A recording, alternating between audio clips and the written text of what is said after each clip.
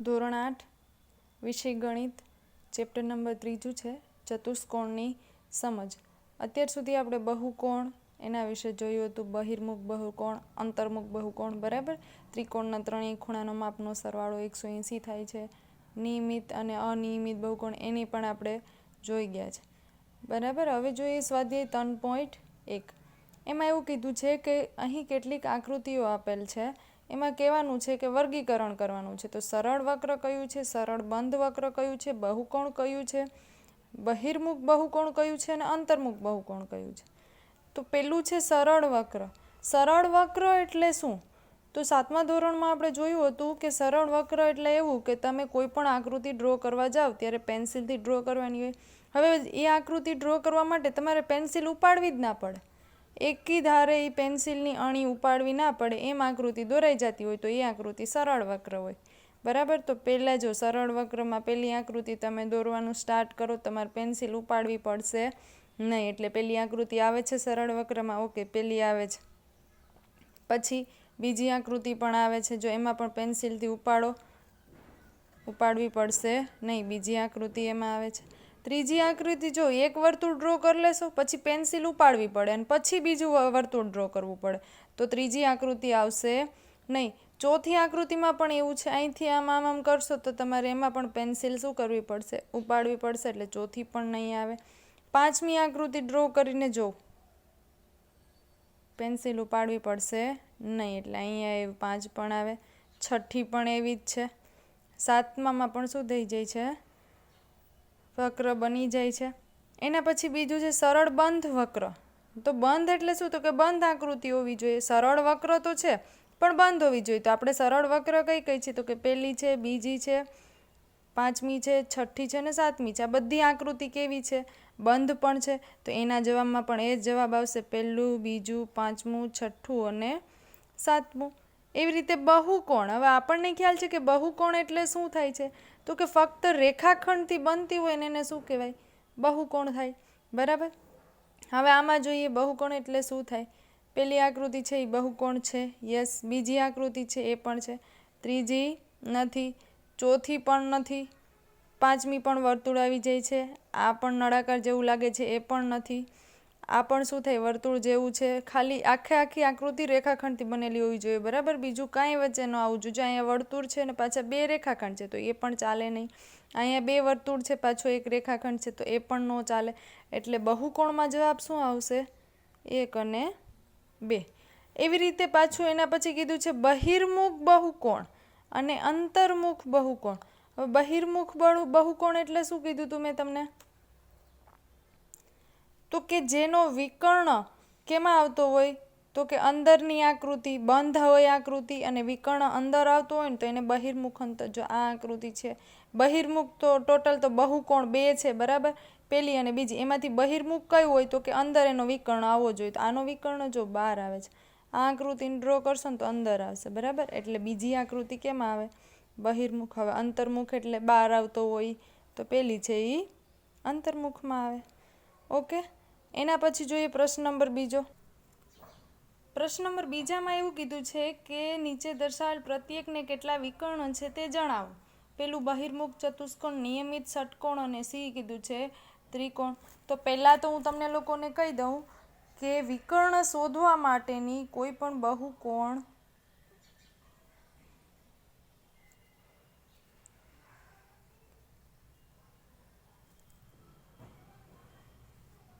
વિકર્ણોની સંખ્યા શોધવા માટેનું સૂત્ર છે, બરાબર, n² - 3n/2। આ ખાસ યાદ રાખવાનું છે તમારે। જ્યાં n શું છે, તો કે n છે એ બાજુઓની સંખ્યા છે, બરાબર। હવે તમને લોકોને પહેલું શું કીધું છે, બહિર્મુખ ચતુષ્કોણ, તો એના વિકર્ણોની સંખ્યા શોધીએ। એ છે બહિર્મુખ ચતુષ્કોણ। ચલો, બહિર્મુખ ચતુષ્કોણમાં બાજુ કેટલી છે, તો કે તેની 4 બાજુ છે,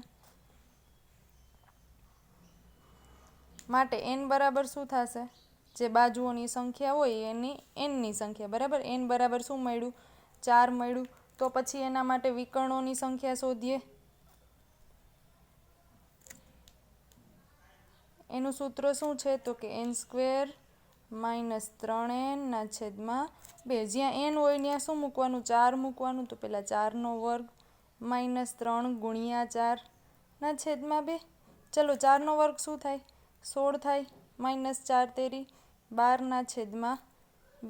ચલો 16માંથી 12 જાય તો કેટલા રહે? 4 રહે. છેદમાં શું આવશે? 2. 4/2 કરો તો જવાબ આવે 2. એટલે બહિર્મુખ ચતુષ્કોણના વિકર્ણોની સંખ્યા શું થાય?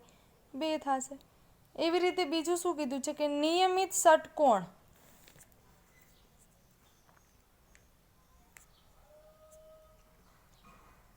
નિયમિત ષટકોણ એનું જોઈએ. બરાબર. ચલો નિયમિત ષટકોણ છે એની કેટલા બાજુ હોય છે? તો કે 6 બાજુ હોય છે. માટે n બરાબર શું થશે? 6 થાય.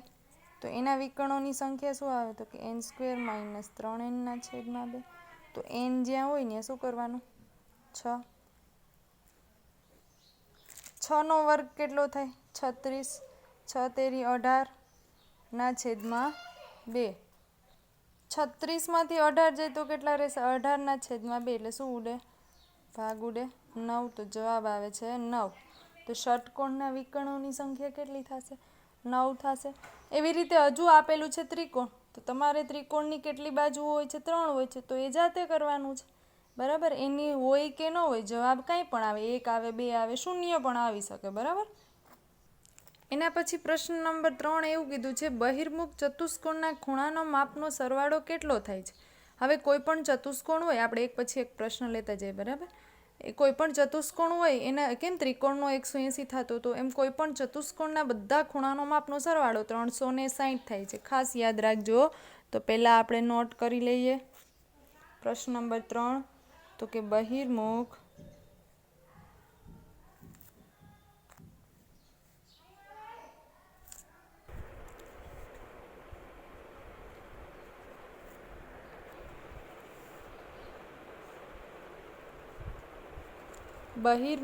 ચતુષ્કોણના ખૂણાના માપનો સરવાળો કેટલો થશે? 360 થાય. બરાબર. યાદ રાખજો ચતુષ્કોણના બધા ખૂણાનો માપનો સરવાળો 360 થાય. પછી શું કીધું છે? જો ચતુષ્કોણ બહિર્મુખ ના હોય તો શું ગુણધર્મ લાગુ પડે? તો ચતુષ્કોણ બહિર્મુખ ના હોય તો વધે એક જ. કયો છે? તો કે અંતર્મુખ હોય. બરાબર. બહિર્મુખ ના હોય તો સ્વાભાવિક છે કે અંતર્મુખ હશે. અંતર્મુખ એટલે શું? તો કે બહાર એનો કોઈ રેખાખંડ આવતો હશે. તો કહી દેવાનું કે જો ચતુષ્કોણ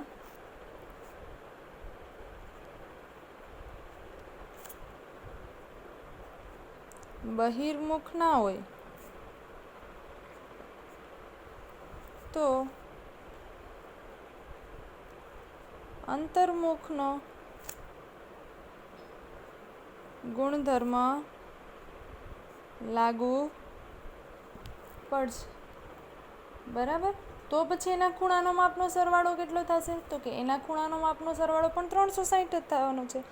માટે તેના ખૂણાના માપનો સરવાળો 360 જ થાય. અંશ જ થાય. બરાબર. પછી એણે શું કીધું છે કે એક બહિર્મુખ ના હોય તેવા ચતુષ્કોણ બનાવો અને પ્રયત્ન કરો. તમારે લોકોને ટ્રાય કરવાનો છે. પહેલાં તો કંઈ પણ આકૃતિ જાતે ડ્રો કરવાનું. બરાબર. ચતુષ્કોણ કેવો કીધો છે એણે? અંતર્મુખ આપણે ડ્રો કરવાનો છે. અહીંયા કહીએ ડી. આનો ખૂણો અહીં છે અહીંથી આમ. પછી અહીંયા એ નામકરણ આપી દઈએ. બી, સી અને ડી. હવે પછી એણે શું કીધું? આકૃતિ દોરી. ચતુષ્કોણ કેવો હશે? તમારે ટ્રાય કરવાની છે જાતે. આપણે ખૂણો એ પ્લસ ખૂણો બી પ્લસ ખૂણો સી પ્લસ ખૂણો ડી બધાનો સરવાળો કેટલો થાય? 360 અંશ. બધા મળીને 360 થવા જોઈએ. એવો તમારે કોઈ પણ એક અંતર્મુખ ચતુષ્કોણ ડ્રો કરવાનો છે. બરાબર. હવે જોઈએ પ્રશ્ન નંબર 4. કોષ્ટક જોવાનું છે, ત્રિકોણમાં વિભાજિત કરેલ છે આકૃતિને, તો તેના ખૂણાના માપનો સરવાળો શોધેલ છે. હવે શું કીધું છે, જો એક ત્રિકોણ આપ્યો, એની બાજુ કેટલી આપી, 3 આપી, તો ખૂણાનો માપનો સરવાળો 180 થાય. એક ત્રિકોણ હોય છે ને તો એનો સરવાળો કેટલો થાય, 180. પછી જો બાજુ આપી 4 આપી તો એ ચતુષ્કોણ થાય. ચતુષ્કોણના શું કર્યા છે, 2 ભાગ કર્યા છે, તો 2 ત્રિકોણ બને છે. એક આ સાઈડ બને છે ને એક આ સાઈડ બને, બરાબર. તો શું થશે, તો કે 180 ગુણ્યા 2 થશે. શા માટે, તો કે એક ત્રિકોણનો ભાઈ ખૂણાનો માપનો સરવાળો 180 થતો. તો અહીંયા તો કેટલા ત્રિકોણ આપ્યા છે, 2, તો 2 ના થશે, એટલે 2 ગુણ્યા 180, બરાબર. તો એના માટેનું શું થાય, 2 ને આપણે 4 - 2 તરીકે દર્શાવી શકીએ. ઓકે, એ દર્શાવ્યા. ગુણ્યા 1 ના છે 180. એવી રીતે 5 બાજુ આપી છે, તો 5 બાજુ થશે તો કેટલા ત્રિકોણ બને, 1, 2 અને 3. 3 ત્રિકોણ બને. 3 ગુણ્યા 180, તો 5 - 2 એટલે 3 થાય, ગુણ્યા 180. તો હવે 6 આપ્યું છે, 1, 2, 3 અને 4, તો કેટલી બને છે, 4 ત્રિકોણ બને છે. તો 4 ગુણ્યા 180 થશે, એટલે 6 - 2 ગુણ્યા 180. આ -2 શા માટે કહું છું, કે જો તમને બાજુઓ 6 આપેલી હોય, બરાબર, તો એમાંથી 2 ઓછા કરી નાખવાના, એટલા ત્રિકોણ બનતા હશે. જેમ કે અહીંયા લઈ લ્યો 7. હવે 7 બાજુઓવાળું આવે, ખાલી સમજાવું છું, બરાબર. માની લ્યો 7 બાજુવાળું કોઈ પણ ત્રિકોણ આવે છે. હવે તમને ખબર કેમ પડે કે ભાઈ એમાં કેટલા ત્રિકોણ બનતા હશે, જો આ બધામાં તો આકૃતિમાં કીધું છે કે 5 બાજુવાળું કોઈ આકૃતિ આપી, એમાં 3 ત્રિકોણ બને. તો કે 7 બાજુઓવાળી આકૃતિ આપી છે, 7 ખૂણાવાળી, 7 બાજુવાળી, તો હવે એમાં ત્રિકોણ કેટલા બનતા હશે, તો કે એમાંથી -2 કરી નાખો, જવાબ શું આવે, 5. તો એના જે ત્રિકોણ બનતા હશે ને 5 હશે, એટલે 5 ગુણ્યા 180 કરવાના. જો આ જ પછી વસ્તુ આપણે અહીં દર્શાવી છે કે 7 - 2 ગુણ્યા 180, બરાબર. 6 માંથી 2 બાદ કરો તો આ જવાબ આવે. એવી રીતે તમારે હજુ કરવાનું છે. જો અહીંયા કીધું છે, હવે તમને આગળ બાજુઓના માપ આપેલા છે, 7 આપ્યા છે, 8 આપ્યા, 10 આપ્યા છે ને n આપ્યા છે. 7નું મેં તમને હમણાં કરી આપ્યું, 7 - 2 કરવાના એટલે શું આવે, 5 આવે. 5 ગુણ્યા 180 થાય. 5 એટલે શું, તો કેટલા ત્રિકોણ બનતા હશે. એવી રીતે 8 છે, 8 - 2 કરો, 8 - 2 એટલે કેટલા આવશે, 6 આવશે. 6 ગુણ્યા 180 કરો. 10 - 2, તો 10 - 2 કરશો તો કેટલા આવશે, 8 આવશે, એટલે 8 ગુણ્યા 180. એના પછી n. જો એ ડી હું તમને કરી આપું, ડીમાં કીધું છે પ્રશ્ન નંબર 4, n આપી છે, તો nમાંથી 2 બાદ કરી નાખવાનું, ગુણ્યા શું કરવાનું, 180. n એટલે કોઈ પણ n, આપણે આ સંખ્યા આપી છે એ એનમાં જ આવે છે, બરાબર. કોઈ પણ સંખ્યા લો, એમાંથી 2 માઇનસ કરો, ગુણ્યા 180 અંશ, બરાબર. તો તમને મળી જાય. ચલો હવે જોઈએ પ્રશ્ન નંબર 5. નિયમિત બહુકોણ એટલે શું, એવા બહુકોણના નામ આપો કે જેમાં 3 બાજુ હોય, 4 બાજુ હોય ને 6 બાજુ. નિયમિત બહુકોણ મેં તમને લોકોને કરાવી દીધું છે, તો પણ પાછું કરાવું કે અંદરની બધી જ બાજુઓનો માપ કેવા હોય છે, સરખા હોવા જોઈએ. તો નિયમિત બહુકોણ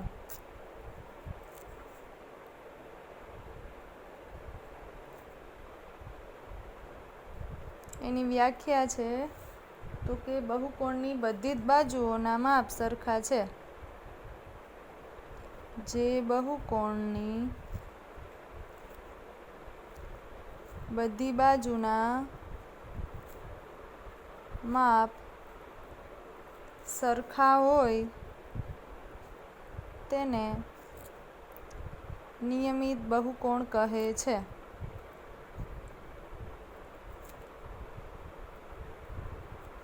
હવે તમને એમાં પહેલો પ્રશ્ન પૂછ્યો છે કે એના એક્ઝામ્પલ આપવાના છે, જેને 3 બાજુ હોય. 3 બાજુ હોય એટલે ભાઈ 3 તો વસ્તુ ક્યારે બને, તો કે ત્રિકોણ જ બને. હવે ત્રિકોણની બધી બાજુ સરખી હોય તો એને શું કહેવાય, તો કે 3 બાજુવાળો છે ને શું બને છે, સમબાજુ ત્રિકોણ બને છે.